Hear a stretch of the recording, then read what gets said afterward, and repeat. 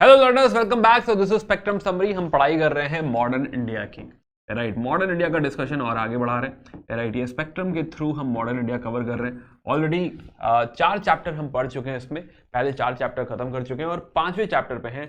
Already इसकी playlist exist करती है हमारे यूट्यूब चैनल यूपीएससी वाला पे, राइट। प्लेलिस्ट भी है, तो जाके पिछले सारे वीडियोस वहां देख सकते हैं। प्लस जो पीडीएफ है, पीडीएफ जो है वेबसाइट पे बुक सीरीज करके एक कोर्स है, बुक सीरीज। वहां पे आपको स्पेक्ट्रम की ये जो मेरी जो सारी पीडीएफ है, जो पूरा कंटेंट है, आप वहां से डाउनलोड कर सकते हैं। जो एनोटेटेड पीडीएफ होगा वहां से आप डाउनलोड कर पाएंगे।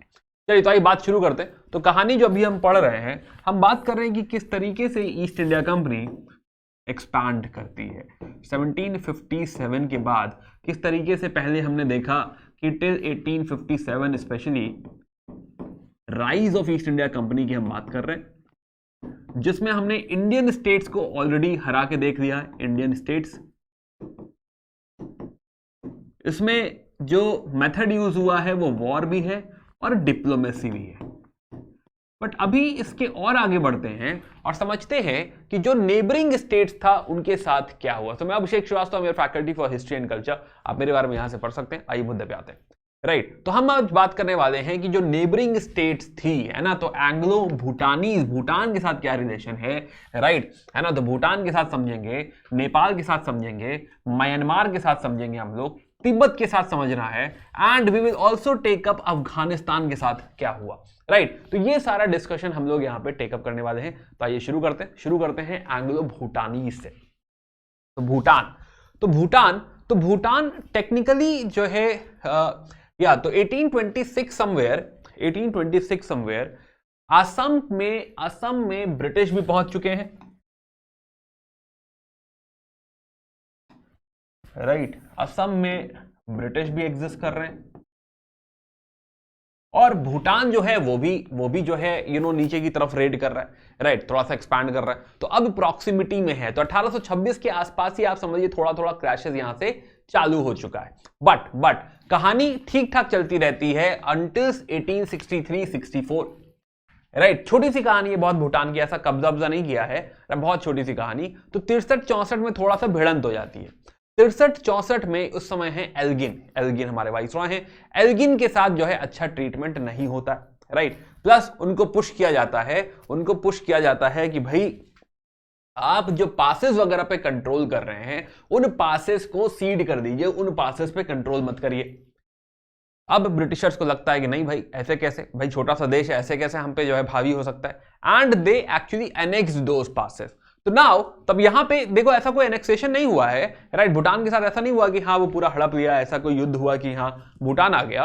But Bhutan had to in this war, तो ब्रिटेन जो है यहां के पासेस एनेक्स कर देगा और कहेगा कि अब भूटानीज जो है इन पासेस से जाएंगे नहीं। तब भूटानीज यहां पे फंस गए। तो फाइनली इन 1865, यानी 60s की बात चल रही है, 1865, right, they will have to surrender passes, कि हाँ भाई ठीक है, जो है हम पासेस आपको सरेंडर कर दे रहे हैं, एंड और कुछ उसका हम जो है बदले में सब्सिडी वगैरह प्रोवाइड करेंगे, कुछ पैसा प्रोवाइड करेंगे, राइट, है ना, सब्सिडी प्रोवाइड करेंगे।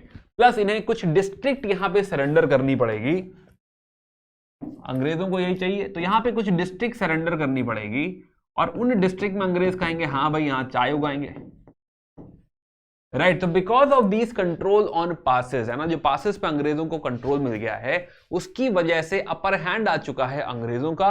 और बदले में कि हाँ भाई आपको हम आने जाने देंगे समथिंग, ठीक है, घूमिए फिरिए, राइट। उसके बदले में यहां पर उनको कुछ टेरिटरी सीड करनी पड़ी है, जहां पर अंग्रेजों ने चाय उगाई, राइट। प्रोडक्टिव एरिया है, बढ़िया। ये छोटी सी कहानी भूटान की, बहुत इसमें कहानी थी नहीं। तो this was Bhutan for you. कहानी और आगे बढ़ाते हैं। तो नाउ बात करते हैं नेपाल की। नेपाल के साथ क्या हुआ, नेपाल की कहानी थोड़ी दिलचस्प है, समझते हैं। तो नेपाल में होता क्या है, तो अगर रफली ऐसे कुछ नेपाल बना दें, तो यही काठमांडू के पास एक जगह है भटवाल, राइट, है ना, भटगांव गांव है भाई, वाल नहीं है, भटगांव। यहीं पे राज हुआ करता था रंजीत मल्ला का। रंजीत मल्ला के बाद जब रंजीत मल्ला नहीं रहे, तब यहां पे जो गोरखास थे, इस जगह पे जो गोरखास थे, गोरखास का वर्चस्व बढ़ने लगेगा। और अब गोरखास का जब वर्चस्व बढ़ रहा है तो अब वो थोड़ा सा साउथवर्ड एक्सपैंड भी कर रहे हैं, राइट। ठीक है, चलिए आप गोरखास हैं, साउथवर्ड एक्सपैंड कर रहे हैं, कोई बात नहीं। कहानी बिगड़ती है 1801 में। 1801 में अंग्रेजों के पास यहीं पे एक जगह है गोरखपुर, इनके बॉर्डर पे गोरखपुर है, गोरखपुर। तो अब थोड़ा सा प्रॉक्सिमिटी में आ गए हैं, अब जो साउथवर्ड एक्सपेंशन होगा अब वो यहां पे भारी पड़ने वाला है। या तो 1801 में अंग्रेजों के हाथ लग गया गोरखपुर। नाउ यहां पे एक सब्सिडरी अलायंस भी साइन हुआ है जो थोड़ी देर के लिए चीजें सॉल्व कर देता है कि हाँ चलिए ठीक है, हम लोग हैं, साथ में हैं, राइट। एक छोटी सी ट्रीटी यहां पे साइन हुई है, बट हाँ इसका कोई बहुत वर्चस्व है, बहुत वर्चस्व नहीं है। अब इसका इंपैक्ट फाइनली क्या होता है कि 1814 में यहां पे एक जगह है Shivraj and Bhatwal and Shivraj, Bhatwal and Shivraj, ये जो है ये एरिया गोरखास ऑक्यूपाई कर देते हैं, राइट। अब जब ये एरिया ऑक्यूपाई करते हैं तो हाँ अंग्रेज कहते हैं कि नहीं अब तो झगड़ना पड़ेगा। और इस समय एक्चुअली जो हमारे गवर्नर जनरल हैं वो है लॉर्ड हेस्टिंग्स। लॉर्ड हेस्टिंग्स वैसे भी पैरामाउंसी में बिलीव करते हैं, लॉर्ड हेस्टिंग्स वैसे भी मानते हैं कि हम जो है सुपर पावर हैं, ये सब हमारे नीचे हैं, हमारे सब्जेक्ट्स हैं। तो यहाँ पे लॉर्ड हेस्टिंग्स का अप्रोच भी इसी तरह कुछ दिखता है। तो 1816 में अटैक होगा, वॉर होगा, राइट। एंड फाइनली इसका रिजल्ट होगा कि they will be bound to sign treaty of Sagauli. 1816 treaty of Sagauli. By the way जो है इसमें बहुत मीन मेक में नहीं जाना है, हम लोग थोड़ा सा सिर्फ देखना चाहते हैं कि क्या हो रहा है, बहुत ज्यादा डिटेल में नहीं जा रहे, because these are just neighbouring countries, India की हिस्ट्री नहीं है ये, राइट है ना, ये नेबरिंग कंट्रीज के साथ हो रहा है। तो we just want to understand कि हाँ रफली क्या हुआ था। तो इसीलिए बहुत डिटेल में ना किसी किताब में जो है आपको पढ़ने के लिए यूपीएससी के लिए दिया गया है, ना मैं भी उस डिटेल में जा रहा हूं, रीजन कि हमें जरूरत भी नहीं है, उतना हमें जानने की जरूरत नहीं है, राइट। तो वही थोड़ा पढ़ो, आगे बढ़ो। तो ट्रीटी ऑफ सगौली पता होना चाहिए कि नेपाल के साथ हुआ है, राइट। लॉर्ड हेस्टिंग्स ये लीड कर रहे हैं 1816 में। This is something which is important. It is not like कि हम जाएंगे कि हाँ भटवाल में कौन सी ट्रीटी हुई या भटवाल में युद्ध हो रहा है तो क्या हो रहा है, समथिंग। उन सब डिटेल्स में हमको यहाँ पे जाने की जरूरत नहीं है अगर आप यूपीएससी के लिए पढ़ रहे हैं तो, राइट। चलिए, तो यहां पे ट्रीटी ऑफ सगौली हो गई 1816 में। आइए समझते हैं कि क्या हुआ ट्रीटी ऑफ सगौली में।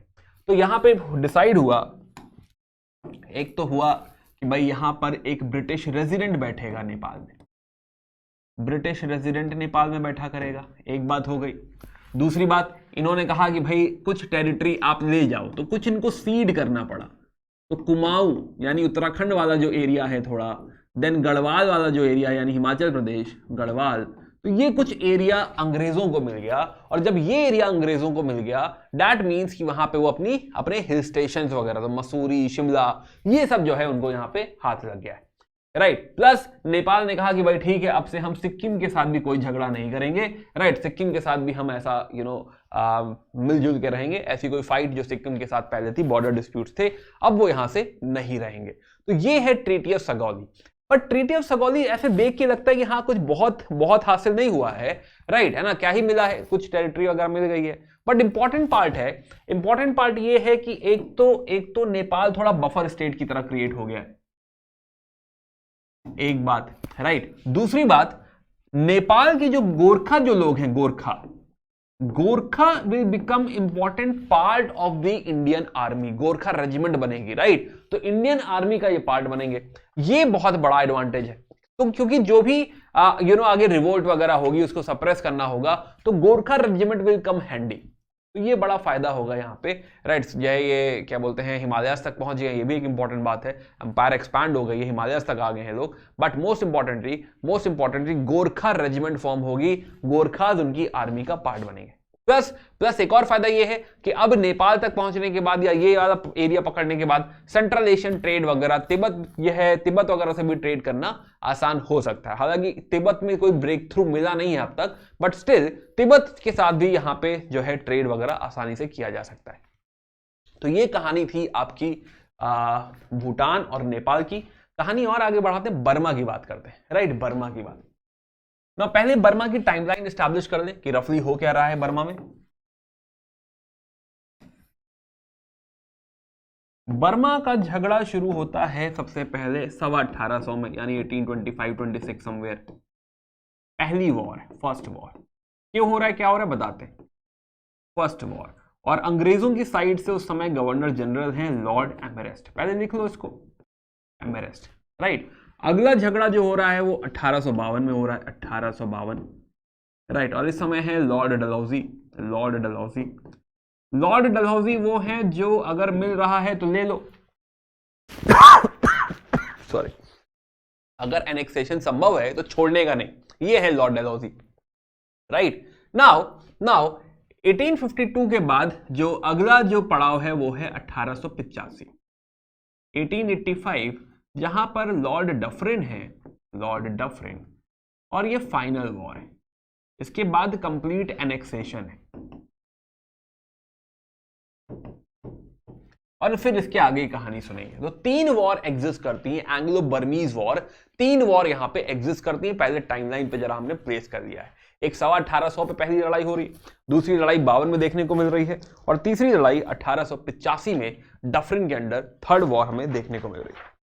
नाउ अब हो क्या रहा है समझते हैं थोड़ा सा। अब यहां पे क्या है कि बर्मा खुद भी इधर एक्सपैंड करना चाहता है। अब इस एक्सपेंशन के चक्कर में उसकी भिड़ंत हो रही है जाके मणिपुर वगैरह से, राइट, मणिपुर से भिड़ंत हो रही है। दूसरे मैप में देखते हैं, थोड़ा क्लैरिटी आएगी, राइट। तो बर्मा जब इधर एक्सपैंड कर रहा है तो इधर मणिपुर में अराकन वाला जो एरिया है इस साइड बढ़ रहा है। अब जब वो इस साइड बढ़ रहा है तो हाँ अंग्रेजों को बुरा लग रहा है, थोड़ा अंग्रेजों से कॉन्फ्लिक्ट हो रहा है कि भाई कहां चले आ रहे हैं। बट ये तो एक मुद्दा हो गया कि हाँ वो एक्सपेंशन करना चाहता है। दूसरा मुद्दा क्या है कि बर्मा में अंग्रेजों का बहुत सारा इंटरेस्ट है, बहुत ज्यादा इंटरेस्ट है बर्मा में, राइट। बर्मा में क्या इंटरेस्ट है, बर्मा में दे आर इनटू, कि यहां पे अगर हम समझे तो बर्मा में दे आर लुकिंग एट कि भाई उनको एक नया मार्केट मिल जाएगा, मोस्ट इंपॉर्टेंटली बर्मा का टिम्बर मिल जाएगा। देन सुना है कि फ्रांस जो है, फ्रेंच जो है, वो बर्मा में और जो है साउथ ईस्ट एशिया में एक्सपैंड करना चाहता है, अपना वर्चस्व क्रिएट करना चाहता है, तो फ्रेंच को रोकने का मौका मिल जाएगा। तो बहुत सारे बहाने हैं। अब यहां पे अगर बर्मा लेट से इस साइड आ रहा है, मणिपुर वगैरह पे अटैक कर रहा है, अपना क्लेम जमा रहा है, तो अंग्रेजों को मौका मिल गया है छेड़ने का, है ना, कि आइए भाई आ रहे हैं आप तो लड़ ही देते, राइट। तो यहां पे थोड़ी सी लड़ाई होगी, आइए समझते हैं। तो हम देखेंगे कि हाँ बर्मा, अंग्रेज वैसे भी एक्सपेंशन तो करना चाहते ही हैं, बट हाँ ये फॉरेस्ट टिम्बर वगैरह चाहिए, मार्केट भी चाहिए मैन्युफैक्चरर्स वगैरह के लिए। तो यहां पे पहले वॉर का पूरा माहौल बन गया है, फर्स्ट वॉर देखते हैं। तो बर्मा खुद भी एक्सपैंड कर रहा था, राइट। जब बर्मा एक्सपैंड कर रहा था मणिपुर तक आ गया तो ऐसा लग रहा है कि हाँ भाई असम तक भी आ सकता है, बिल्कुल, और आगे भी आ सकता है, व्हाई नॉट, राइट, है ना। तो अब जो है झगड़े चालू होंगे, और ये जो झगड़ा है ये मई 1824 समवेयर, राइट, मई 1824 भिड़ंत होगी, और अंग्रेज जाके कैप्चर कर लेंगे रंगून, राइट, ये वाला एरिया रंगून जो है अंग्रेज कैप्चर कर लेंगे।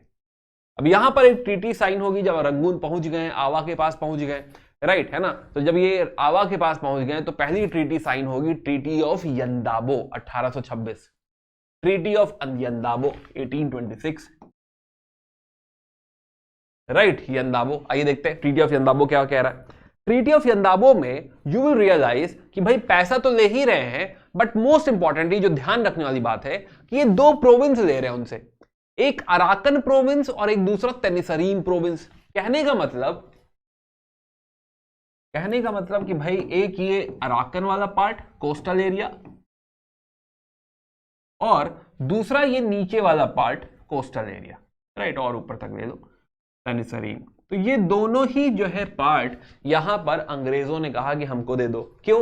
क्योंकि कोस्टल एरिया मिल रहा है, ट्रेडिंग के लिए बहुत बढ़िया है। तो ये सोचकर, ऐसा अपनी जय बुद्धि से सोचकर इन्होंने कहा कि हमको अराकन और तेनिसरीन दे दो, राइट। इसके अलावा दोबारा कभी असम साइड मत आ जाना, कचर साइड मत आ जाना, राइट, है ना। नॉर्थ ईस्ट एरिया में आप पेनिट्रेट वगैरह नहीं करेंगे, प्लस मणिपुर वगैरह को नहीं छेड़ेंगे, प्लस जो है हमारे अलावा किसी और यूरोपियन कंपनी से आप इंटरेक्ट नहीं करेंगे, राइट। हमारे यहाँ आपका यहाँ सामान बिकेगा तो जो है क्या बोलते हैं कि हाँ एज अ मार्केट आप बिहेव करेंगे, राइट। प्लस प्लस आपकी कैपिटल आवा में, राइट, आवा कहाँ है, यहाँ आवा, आवा आवा आवा, हाँ आवा इज हेयर, तो आवा नियर मांडले, ये प्रोविंस आवा। तो यहां पर आप देखिए तो आवा में हमारा एक रेजिडेंट बैठेगा, प्लस आप भी अपने किसी बंदे को भेजिए, है ना, कैलकाटा भेजिए, बैठ के बातें करेंगे। तो नाउ आपका भी एक बंदा कैलकाटा आएगा, है ना। तो इस तरीके से चेंजेस हुए, एक्सचेंजेस हुए ट्रीटी ऑफ यंदावो में। But most importantly 2 coastal province हाथ लग चुके हैं। प्लस दूसरी बात इंपॉर्टेंट क्या है कि एक अपना ब्रिटिश रेजिडेंट उन्होंने बिठा दिया है। 2 बातें यहां पे ट्रीटी ऑफ यंदावो में हो चुकी। नाउ दूसरी वॉर जो है 1852, राइट, लॉर्ड डलहौजी आंखों में एनेक्सेशन झलक रहा है इनकी, है ना, कि हाँ मौका मिल जाए कहीं से एनेक्सेशन करने का। At this point of time they are looking at timber, कि और दिलाओ ना टिम्बर, है ना, लकड़ी वकड़ी का जुगाड़ करो, शायद ठंड बहुत पड़ रही होगी, कहे हाँ थोड़ा तप जलाएंगे, ठंड बहुत है तो लकड़ी चाहिए, नहीं जो है रेलवे सेटअप करना है तो रेलवे में टिम्बर की जरूरत है, लकड़ी की जरूरत है, and that is the reason they are looking for timber, है ना। तो अब इनको दिखता है कि भाई और टिम्बर हो सकता है, थोड़ा अपर बर्मा से भी टिम्बर का जुगाड़ हो सकता है, तो झगड़ा किया जाए। अब ऐसा अपनी बुद्धि से विचार करके इन्होंने पेगू ऑक्यूपाई कर दिया। पेगू, आइए देखते हैं पेगू कहां पे, राइट। तो ये जो पार्ट बच गया था ये भी ले गए, यानी कि कोस्टल पार्ट ऑलमोस्ट पूरा अंग्रेज ले गए सेकेंड वॉर तक, राइट, पूरा ही ऑलमोस्ट जो है सेकेंड वॉर तक जाते जाते ये लोग पेगू भी लेके चले गए। तो दिस वाज डलहौजी से पूछा गया इसका लॉजिक क्या है, तो डलहौजी ने कहा लॉजिक वॉजिक तो होता ही नहीं, मैंने सारे लॉजिकल काम किए हैं जीवन में, तो इसका कोई ऐसा लॉजिक तो नहीं है, राइट। झगड़ा वगड़ा जो भी होगा, राइट, बहुत तगड़े हैं तो हमें कोई बहुत फर्क नहीं पड़ता। अंग्रेजों ने कहा कि ठीक है इसको एनेक्स कर देते हैं। नाउ अब इसमें कुछ और है ही नहीं, कुछ और लॉजिक देते नहीं, जो है डलहौजी साहब कोई लॉजिक नहीं देते। अब ये सब क्या है कि बड़ा ह्यूमिलिएटिंग है। सोचो म्यांमार को कितना बुरा लग रहा होगा कि उनके सारे कोस्टल प्रोविंस अंग्रेज उठा के ले गए, राइट। तो अब बर्मा के राजा हैं उस समय भिंदन, अब भिंदन जी की डेथ हो गई, आते हैं थीबॉ की एंट्री होती है, थीबॉ। अब थीबॉ गुस्से में, फोटो में देखिए गुस्से में बैठे हुए हैं कि क्या हो रहा है हमारे राज्य में, ये अंग्रेज कुछ भी कर रहे हैं, राइट, हमारा इतना बड़ा प्रोविंस लेकर गए हुए। तो नाउ अब वो क्या करने लगता है, थोड़ा छेड़ने लगता है, पोक करने लगता है, कहते हैं ऐसे कैसे भाई, ये कुछ भी कैसे चल रहा है। तो उनके जो है एजेंट्स हैं, उनके यहाँ से जो ट्रेड करने आ रहे हैं, उनके जो जो है ट्रेडर्स वगैरह है, मर्चेंट्स है, इंग्लिश मर्चेंट्स, उनसे बदतमीजी होने लगती है ना, करनी भी चाहिए, है ना, क्या ही गलत कर रहे हैं। तो हाँ, तो उनको थोड़ा सा कहते हैं कि स्टेप मदरली ट्रीटमेंट, कि हाँ आपके साथ नहीं करेंगे, फ्रेंच के साथ करेंगे, राइट, है ना, आपको ये नहीं देंगे, उनको देंगे, राइट। तो इस तरह का ट्रीटमेंट हो रहा है अंग्रेजों के साथ, राइट। प्लस जो है ब्रिटिश टिम्बर कंपनीज पे कुछ फाइन वाइन भी इन्होंने लगा दिया, राइट। प्लस जो है फ्रेंच वगैरह से डील करने लग गए, तो फ्रेंच हो गए, और भी यूरोपियन कंट्री से डील करने लग गए। फ्रेंच के साथ इतनी दोस्ती हो गई कि फ्रेंच ने कहा कि आपके यहाँ एक रेलवे लाइन बिछा देते हैं। इन्होंने कहा भाई वाह क्या बात है, हमारे टिम्बर ऑलरेडी है, आप रेलवे का जुगाड़ करिए, इंजन विंजन लेकर आइए, उसमें पटरे लगाने का काम हम करेंगे, राइट। लकड़ी अपने पास है ही, यह है इनके पास, बर्मा के पास, तो इन्होंने कहा पटरे वटरे हम लगा देंगे, बस बाकी आप काम जुगाड़ कर दिए, राइट। तो अब क्या है कि दिस इज इनफ, है ना। ऑलरेडी फ्रांस का कहीं भी नाम आ जाता है तो अंग्रेजों को मौका मिल जाता है, या अंग्रेज एकदम भड़क जाते हैं कि कैसे फ्रांस को आपने इतनी इज्जत तवज्जो कैसे दे दी। तो फ्रांस की जहां भी एंट्री हो रही है, और फ्रेंच और ब्रिटिश इस समय कई जगह देश में लड़ भी रहे हैं, दुनिया में लड़ भी रहे हैं। तो अब डफरिन इस समय है, लॉर्ड डफरिन, इन्होंने कहा अरे नहीं भाई नहीं, ऐसे नहीं छोड़ेंगे। तो लॉर्ड डफरिन ने अपनी आर्मी भेजी, और जो बचा हुआ बर्मा है वो भी ले गए, राइट। तो लॉर्ड डफरिन यहाँ पे बाकी बर्मा भी ले गए, राइट। मैंडले पहुंच गई, कैपिटल पहुंच गई 1885 में हमारी आर्मी, अंग्रेजों की आर्मी, उन्होंने सरेंडर कर दिया कि हाँ वैसे भी क्या ही कर रहे हैं, चलो ये भी ले जाओ, यही बचा हुआ ये भी ले जाओ, राइट। तो इस तरीके से 1885 तक आते आते पूरा बर्मा एनेक्स हो चुका है, राइट। तो दिस इज डन। नाउ अब क्या है, इसके बाद की कहानी क्या होती है कि इनकी जो फ्रीडम स्ट्रगल है, राइट, इनकी फ्रीडम स्ट्रगल कहीं ना कहीं हमारी फ्रीडम स्ट्रगल के साथ अलाइन हो जाएगी, हमारे साथ, हमारे लीडर्स के साथ इंटरेक्शन होने लगेगा, डिस्कशन होने लगेगा, स्पेशली पहली वर्ल्ड वॉर के बाद रेजिस्टेंस देने लग जाएंगे, और इनको लगेगा कि बर्मा को ब्रिटिश इंडिया से अलग करना जरूरी है। 1885 में वो हमारा ही पार्ट हो गए थे, इंडिया का ही पार्ट हो गए थे, राइट। लेकिन अब अंग्रेजों को रियलाइज होगा कि इनको इंडिया से दूर रखो, इंडिया में ऑलरेडी आजादी की आग लगी हुई है, इंडिया में ऑलरेडी आजादी मांगी जा रही है, राइट। 1929 तक आते आते हम पूर्ण स्वराज मांगने लग गए थे, तो ये लोग भी ऐसी बातें करने ना लग जाए, यहां पे भी आग ना लग जाए। तो फाइनली इन 1935 1935 में हमारे यहां पे आता है गवर्नमेंट ऑफ इंडिया एक्ट 1935 और उसमें लिखा होता है कि भाई अब से जो है बर्मा हमारा पार्ट नहीं रहेगा, बर्मा अलग सरकार है।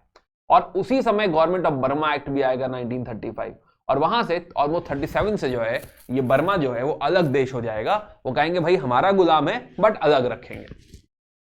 नाउ अब इसके बाद सेकेंड वर्ल्ड वॉर के बाद और आग लगती है। उस समय एक लीडर है यू ऑंग सान। यू ऑंग सान जो है इसको लीड करेंगे, जैसे हमारे गांधी जी हैं, हमारे अपने लीडर्स हैं, तो वैसे ही उनके लीडर हैं यू ऑंग सान। एंड फाइनली 1948 हमारी आजादी के बाद, हमारी आजादी के 5-6 महीने बाद, जनवरी 1948 they will also get independence, right. तो ये स्टोरी थी बर्मा की, म्यांमार की, राइट। अब और कहानी आगे बढ़ाते हैं, बात करते हैं तिब्बत की। तिब्बत पहुंचते हैं, तिब्बत, और देखते हैं यहां क्या हुआ। नाउ एक्चुअली तिब्बत में अंग्रेजों ने काफी कोशिश करी थी, राइट। और ये वॉरेन हेस्टिंग के टाइम से चल रहा है कि दे वांटेड कि यहां पर कुछ ट्रेड हो सके, दे वांटेड कि कुछ ट्रेड रेट का जुगाड़ हो सके, but never ever they got succeeded, right. कभी भी जो है तिब्बत ने इनको बहुत इज्जत नहीं दी, कभी भी तिब्बत ने बहुत स्वागत नहीं किया कि आओ हमारे यहाँ मार्केट कर लो या हमारे यहाँ जो है ट्रेडिंग कर लो, क्या नहीं, कोई जरूरत ही नहीं आपकी। तो इनको हमेशा दूर रखा, राइट। अब होता क्या है कि 1905 समवेयर, 1900 बोलना चाहिए टेक्निकली, तो 1900 इस समय आए हुए हैं लॉर्ड कर्जन। लॉर्ड कर्जन उस समय गवर्नर जनरल है। ऐसे ही 100 साल पहले 1800 में लॉर्ड वेलीजली एग्जिस्ट करते थे। लॉर्ड वेलीजली को एक फ्रांस का नाम सुहाता नहीं था। फ्रांस सुन लो तो उनको नींद नहीं आती थी। बिल्कुल सेम इंपैक्ट लॉर्ड कर्जन पे रशिया का है, राइट। कि कहीं भी रशिया का इंटरवेंशन, कहीं भी रशिया का वर्चस्व नहीं होना चाहिए। तो Lord Curzon is very much particular about influence of Russia, right. Lord Curzon भी सोचते हैं कि चिट्ठी भेज दी जाए जो है तिब्बत में, हम भी हमारा भी कुछ वर्चस्व हो जाए, राइट। तो लॉर्ड कर्जन इस तरह का चाहते हैं, बट चिट्ठी वो बैरंग वापस आ जाती। इनको भी कोई जो है पेनिट्रेशन, कोई जो है इन्फ्लुएंस तिब्बत में मिल रहा है, इनको भी तिब्बत में कुछ ऐसा पेनिट्रेशन नहीं मिल रहा। But on the other hand Russia जो है, रशिया काफी हद तक कामयाब हो रहा है तिब्बत पहुंचने में, राइट। तो तिब्बत में रशिया की यू कैन से ऐसा लग रहा है सबको कि हाँ रशिया का तिब्बत में इन्फ्लुएंस हो रहा है। ऐसा सुनने में आ रहा है कि तिब्बत यहां पे आर्म्स और एम्यूनिशन लाए जा रहे हैं। कहां से? रशिया से, ऐसा सुनने में आ रहा है। अब जब ये सुनने में आया 1900 के आसपास लॉर्ड कर्जन को, तो एकदम इनसे रहा नहीं गया, है ना, इनसे बिल्कुल रहा नहीं गया कि भाई ये क्या हो गया, नहीं ये तो अलाउ नहीं करेंगे, राइट। एंड इस हड़बड़ी में वो कहेंगे कि इनके पास एक दोस्त है, इनका colonel Younghusband, right, colonel Younghusband. तो कर्नल यंग हस्बैंड को बोलेंगे कि जाइए आप तिब्बत जाइए और जो है सॉल्व करिए भाई, है ना, बात करिए, लड़ाई करिए, या जो है जो भी है ट्रीटी करिए, थोड़ा दबाइए इनको। तो कर्नल यंग हस्बैंड निकल पड़ेंगे अपना। अब कर्नल यंग हस्बैंड जो है पहुंच गए लासा। अब ये है इनकी कैपिटल यहां पे Lhasa, right. Colonel Younghusband अपना लासा पहुंच गए, लासा। अब ये लोग यहां पे जो है नॉन वायलेंस कर रहे हैं, रजिस्ट्री नहीं कर रहे हैं। वहां के हेड हैं दलाई लामा, और दलाई लामा चले गए, ही फ्लेड। अब कर्नल यंग हस्बैंड यहां पे खड़े हैं और उनको पता ही नहीं है करना क्या है, राइट। पहुंच गए लासा कैपिटल पे जाके खड़े, बट समझ नहीं आ रहा अब क्या करें। अब तो भाई कुछ तो करना पड़ेगा भाई, यहां पे आ गए तो कह रहे हैं हम ट्रीटी करेंगे, ट्रीटी ऑफ लासा। तो ट्रीटी ऑफ लासा, तो 1904 में इन्होंने तिब्बत के साथ एक ट्रीटी करी। पता नहीं किसके साथ ट्रीटी कर रहे हैं, राइट। दलाई लामा जा चुके हैं, बट हाँ ये ट्रीटी कर रहे हैं। बट फिलहाल ट्रीटी इन्होंने इंपोज करी तिब्बत के ऊपर, वहीं बैठे हुए हैं लासा में, ट्रीटी ऑफ लासा हो रही है। और उसमें कह रहे हैं कि आप हमें पैसा देंगे 75 लाख रुपए, राइट, 75 लाख। और वो भी कैसे? हर साल 1 लाख रुपए। आज अभी नहीं देना है आपको, है ना, आराम से किश्तों में हमको दीजिएगा। तो 75 लाख रुपए की वॉर इंडेमनिटी मांगी इन्होंने। ऐसा नंबर नहीं रटना, बट कहानी समझो, राइट। वॉर इंडेमनिटी कही। फिर उन्होंने कहा कि भाई ठीक है, आप ऐसा है तो पे तो नहीं कर पाएंगे इतना सारा पैसा तुरंत, तो हमें कुछ सिक्योरिटी चाहिए होगी। तो उसके एवज में 75 लाख के उसमें इन्होंने कहा कि चुम्बी वैली, ये वाला जो पार्ट है, चुम्बी वैली हमारे पास रहेगी, थोड़ा ये सिक्योरिटी पॉइंट ऑफ व्यू से, स्ट्रैटेजिकल पॉइंट ऑफ व्यू से इन्होंने कहा कि चिंबी वैली अगले 75 साल तक हमारे पास रहने वाली है, राइट, है ना। तो तिब्बत ने पूछा और कुछ रह रहा है कि और बताओ, है ना। तो उन्होंने कहा हाँ अरे रह रहा है बिल्कुल, राइट। समझ तो आ नहीं रहा यंग हस्बैंड को, पहुंच गए तो कुछ भी बताएंगे। तो ये कह रहे हैं कि भाई हमें मार्केट करने दोगे, हमारे ट्रेडिंग मार्ट, बिग बाजार खुलने चाहिए आपके यहाँ पे, जगह जगह पे, कहीं ज्ञानसे में तो यातुंग में, राइट। इस तरीके से हमारे ट्रेडिंग मार्ट आपके देश में होने चाहिए, हमें ट्रेड करने का मौका दो। तो तिब्बत कहेगा क्या ही कह सकते हैं, अब यहां तक चले आए हो, अटैक कर लिए हो, जीत गए हो, जीते भी क्या हो, लड़े ही नहीं है, तो क्या ही बताए तुमको। कहें ठीक है और बताओ। कह रहे हैं कि हाँ जो है किसी और देश को, स्पेशली फ्रांस, रशिया, इन सबको किसी को आप जो है अपने यहाँ कोई एंट्री नहीं देंगे, ना वो रेल बनाने दोगे, ना कुछ और कुछ जो है कंस्ट्रक्शन करने दोगे, तो किसी और देश को एंट्री भी नहीं दोगे आप, राइट, है ना। प्लस आपके फॉरेन अफेयर्स में हमारा कंट्रोल रहेगा। तो कुछ भी इन्होंने यहां पे गिनवा दिया है, बैठे थे कुछ भी गिनवा के चले आए। नाउ अब हो क्या रहा है कि इन्होंने यहां तो गिनवा दिया, बट कहानी इतनी आसान नहीं है। हम जो बात कर रहे हैं, हम बात कर रहे हैं इंडिया से ये पहुंच गए तिब्बत, और तिब्बत में इस तरह की बातें कर रहे हैं। अब ऊपर बैठा है रशिया और ब्रिटेन की कुछ अंडरस्टैंडिंग है। यहां जो सेक्रेटरी ऑफ स्टेट बैठे हैं, राइट, वो कह रहे हैं भाई ये क्या किया। करजन से सवाल पूछा जा रहा है, ये करजन मियां ये क्या हो रहा भाई, कैसे कर दिया आपने। तो करजन जो है समझ नहीं आया, करजन को यहां से सपोर्ट ही नहीं मिला, उल्टा सवाल पूछा जा रहा है कि तुमने किया क्यों, ये बताओ जरा, ये क्या चल रहा है तिब्बत में, तुमने आदमी भेज दिया कर्नल यंग हस्बैंड, लड़ाई झगड़ा हो रहा है। तो he is asking Curzon question कि ये किसने भेजा इस आदमी को उधर, राइट। तो करजन कहते हैं अरे गलती हो गई उनसे, है ना, ट्रीटी हम नहीं करना चाहते थे, बट वो उन्होंने रोका ही नहीं, करते करते लासा पहुंच गए, क्या करते, राइट, है ना। तो जजमेंट एरर हो गया हमसे यहाँ पे, बट कोई बात नहीं, हम इसको सुधार देते हैं। अब एक्चुअली हो क्या रहा था कि रशिया आस्क्ड ब्रिटेन, राइट। तो रशिया और इनमें अंडरस्टैंडिंग है, तो रशिया कह रहा है कि भाई ये क्या है, हम भी चले क्या, आए क्या यहाँ पे। तो इन्होंने कहा नहीं रुको हम सॉल्व करते, संभालते, राइट। और यहां पे ये ट्रीटी को थोड़ा सा रिट्रैक्ट करना पड़ा।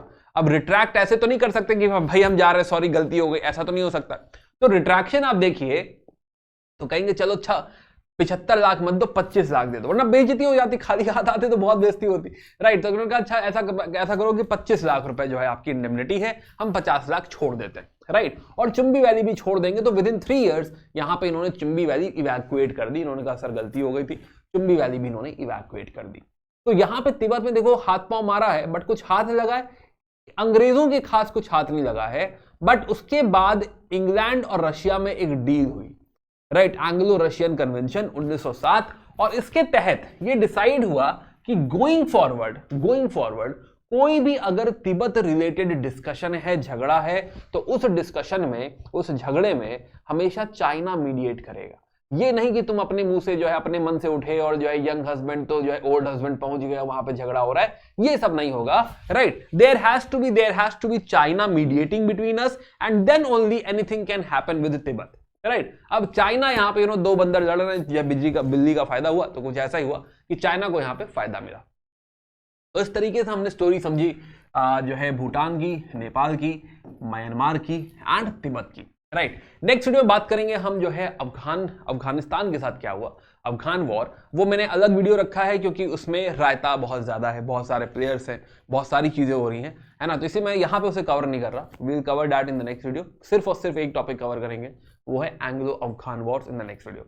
उम्मीद है कि आपको समझ में आया होगा, राइट। नहीं तो जो है, अच्छा बाय द वे हम बहुत डिटेल में नहीं गए, डू नॉट थिंक कि हम भूटान की लड़ाई में, नेपाल की लड़ाई में बहुत डिटेल में क्यों नहीं जा रहे, because it is not required for UPSC, right. हमें खाली एज अ नेबरिंग कंट्री उनके बारे में जानना है, क्या हुआ था, कुछ ट्रीटीज रफली किस बारे में है, उतना ही, ऐसा नहीं कि ट्रीटीज क्लॉज बाय क्लॉज यहाँ पे रटनी है। आई होप ये बात समझ में आई होगी। मिलते हैं in the next video, bye bye, take care, keep learning, bye bye.